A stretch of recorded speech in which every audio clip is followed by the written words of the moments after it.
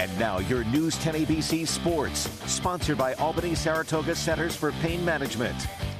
It was a new look UAlbany women's basketball team on the floor for Tuesday's season opener with 7 new faces and just 1 returning starter. Did that high level of roster turnovers slow the Great Danes down against Marist? Not one bit. UAlbany dominated 74-46 to open the season. 9 players put points on the board for the Great Danes. Now the team, they turn their attention to Syracuse, a tougher task, a Power 4 opponent, but one UAlbany upset last year. They beat the Orange 73-70. Handling pressure, dealing with adversity, it was a big focus in practice today for the Great Danes as they prepare for this ACC test. UAlbany trying to keep their focus on what they do well as they seek another upset in the Dome.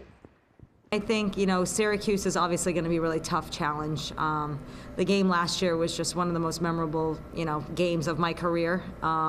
But it's a tall task to go against a Marist, then a Syracuse, and then turn back around and play against Dartmouth because they're just so different. But what we're trying to do is stick to our process and stick to what we do best and focus on, with Syracuse, our defense, and then really just being able to handle their pressure with poise. It's just like any game. I mean, they shoot and dribble the same as any opponent, so just going in there, having that mentality of being the underdog and having that chip on our shoulder to prove what we are, just is a good mindset. UAlbany will look to carry the momentum from their win on Tuesday. The 74-point performance is powered by a team-high 20 points from Delaney Hill and 17 from Amaya Stewart in her collegiate debut. A strong defensive performance was something the Danes were counting on, but it was the offensive efficiency that impressed in the season opener.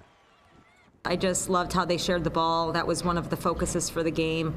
We really harped on, our ball movement and our player movement and making the extra pass and playing unselfishly. And they executed a really good game plan. And I think because we were able to get stops, that really fueled us and gave us a lot of energy on the offensive end.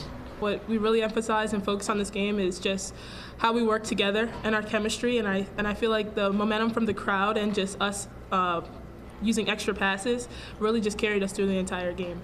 UAlbany looks to keep it rolling tomorrow against Syracuse. Tip-off at 7 o'clock.